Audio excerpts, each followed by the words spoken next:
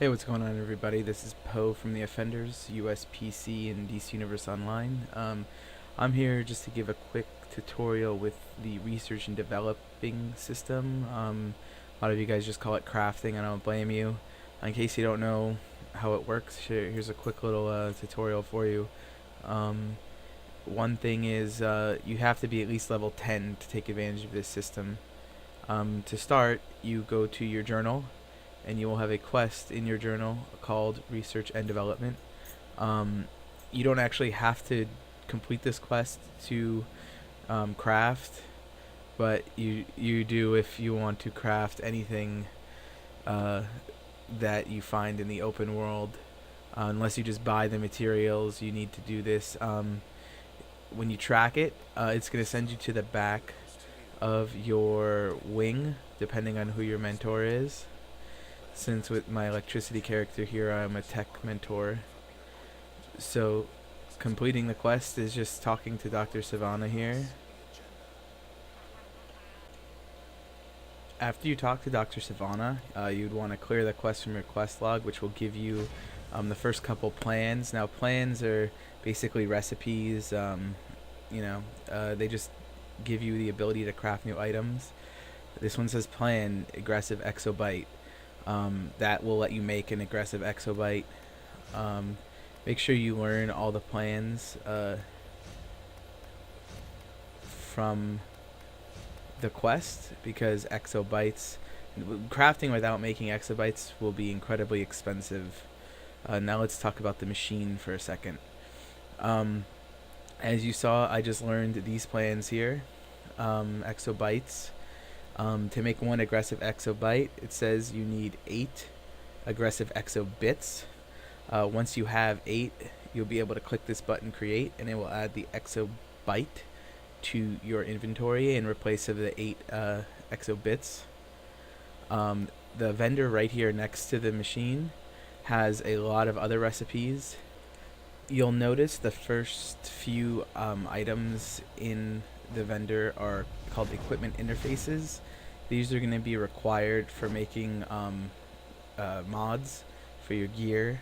The very last thing it'll say alpha, beta, type 1, type 2, type 3. That's just basically which tier mod you're going to make. Alpha and beta mods you can just buy right here from the vendor. Types 1 through 3 drop in appropriately tiered content. So type 1 and type 2 recipes will drop, and crafting materials also will drop from tier 1 and tier 2 content. And then you have to buy these interfaces to make those also. So it'd be a set number of crafting materials. You'd have to have the type 1 recipe, and then when you want to go make them, you take all the crafting materials plus you buy one of these type 1 interfaces, and you can make the appropriate material. These Soda Color enhancers are for tier 2 and tier 3 recipes for colas. They don't actually give you stat boosts for these colas, however they do restore a significantly higher amount of health and power.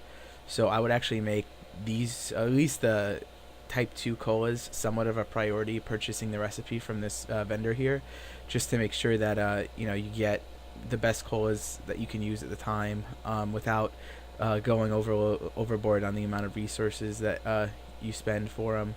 Now, I would completely ignore the alpha plans. I mean, I'm not even going to buy them on this character. When it comes to the beta plans are really good filler for just a base set of mods for your gear, just to have something. They don't require much resources. You can get a full set of 8 of them for your 8 set gear rather quickly. They don't cost much money to make. Learning the recipes is only $1,500, so if you're free to play or premium, you could still afford the recipes, which is really good. When it comes to the type 1, with our league, we kind of were lucky geared enough to be doing content to get tier 3 recipes. So I never really bought these on any of my characters, but if you're new to the game, you're playing with some friends, you're new, I would try and aim towards just putting beta mods in your gear and then see what recipes drop from tier 1 content before buying these, because they do cost a significant amount of tier 1 marks. So if you're working on getting your tier 1 gear, do not go wasting all of your marks on these recipes, because doing the tier 1 missions should give you recipes just as good, if not better, than these, hopefully. I am going to quickly talk about farming for materials now, so I'm going to switch characters. Now, crafting materials, the main source of your crafting materials are something called Exo Bytes. You find them in the open cities of Metropolis, Gotham, and even the closed area, Central City. I highly recommend doing this. It's on your downtime. You can farm them without paying all too much attention to playing, actually. I can't tell you how many times I just fly around in circles, grabbing the nodes as I see them getting materials, watching TV or on the phone, or whatever. It's just if you like only have an hour a day to play the game, you probably shouldn't be focusing too hard on collecting materials and just enjoying the game. Now, people might disagree with me. I recommend farming Gotham over Metropolis for a couple reasons.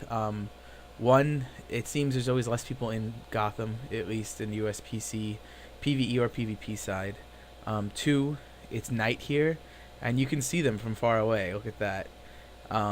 They're really kind of hard to see, in my opinion, in Metropolis during the daylight.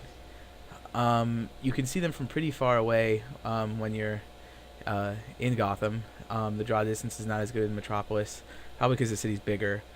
Also, one heads up is don't fly past them too fast. If you farm in supersonic, you will fly past them before they will load into your game. I do play with everything on high, so if you have lower settings, you might not have the same draw distance, but it's not bad. So aim towards Gotham. You can find them all over the city. Get a good circle. Just keep going in circles. It might take you an hour or two to get a good rotation going, but once you have your circle down, you'll basically be able to find all the materials you need there. After you get the node, you'll see a little floaty thing there. That's my Exo Byte. Sometimes when you get a node, you'll hit 2, maybe 3 of them. I've never seen 3. There's also an incredibly rare chance that you might actually get a full Exo Byte from the node. I personally have only ever seen that once, and I've collected over 3,000 of these things now, so it's a very rare chance. Let me see what color I got. I got a blue one. Fortified. You can only get them in really 3 colors, Exo Bytes. They all come in either red, blue, or yellow. I will make my way back to a crafting station now, and I will explain the intricacies of actually making the mods and talk about the hybrid Exo Bytes. Now, when it comes to the Exo Bytes, I mentioned before, when you find them in the open world, it's either red, yellow, or blue, and that's what these 3 are here. So you might be wondering what the other ones are below. Now, there are hybrid Exo Bytes for making hybrid recipes. So a purple Exo Byte would go to a mod that has something offensive and something that's either might or precision, and it would have something that's health or dominance.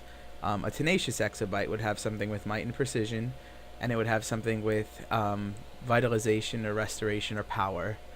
And a durable Exo Byte will have something with health or dominance, and it would have something with restoration, vitalization, or power.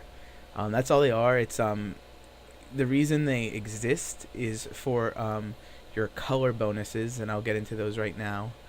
You'll notice that my shoulders here have a yellow socket on them, and there's an orange mod in them. Why is it an orange mod? Because the mod has might, which is a red Exo Byte, and it has power, which is a yellow. And of course, red and yellow makes orange. The reason I put that in there is because hybrid Exo Bytes still give you the socket affinity bonus, which you notice for a yellow socket gear, you have to put a yellow Exo Byte in it to get the affinity bonus. But if the hybrid Exo Byte, in my case orange, also has the yellow Exo Bytes in them, you still get the bonus. So I was able to add might to my DPS shoulders, even though it had a yellow socket, and still get that socket affinity bonus. Now, if you look at my legs, for example here, my legs have a blue socket, and blue is health or dominance. But since it's my DPS gear, I wanted to be able to add might or precision to it. So I made a precision and health 3. The blue Exo bits went to the health, and the red went to the precision. So you can effectively add stats to every piece of your gear and still get the socket affinity bonus to help with whatever role you're playing. So if you're a healer, you can try hard enough to add resto to every single piece of gear you have. If you're a tank, you could add health or dominance. If you're a controller, you could add dominance, vitalization, whatever it is you want to add to your gear. You could actually have it on all 8 pieces of your gear and still get all the bonuses. That's the great thing about these hybrid recipes.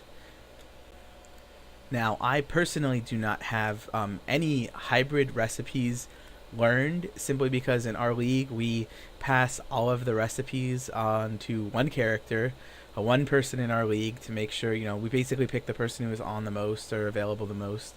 So that way we have the recipes available for the whole league. So that's why I don't really have many recipes learned. But it pays to have friends to play the game with, because when we raid across all of our alts every week, we usually get 5 or 6 new tier 3 recipes. Whichever ones we have extras of, we try to trade for ones we don't have. So yeah, that's pretty much it for modding. Just remember, the socket affinity bonuses, the color bonuses, are actually really good across most tier gear. So if you don't even have the best gear, just put beta mods in your gear. They don't really take much. In fact, a lot of my healing gear still has beta mods in it, as you can see here. Just because I wait till I get my tier 3 pieces or tier 2 pieces or whatever, and I put the best ones I possibly can in at the time. And yeah, if you have any other requests for videos or tutorials, just let me know. I've been in the giving mood lately. That's it.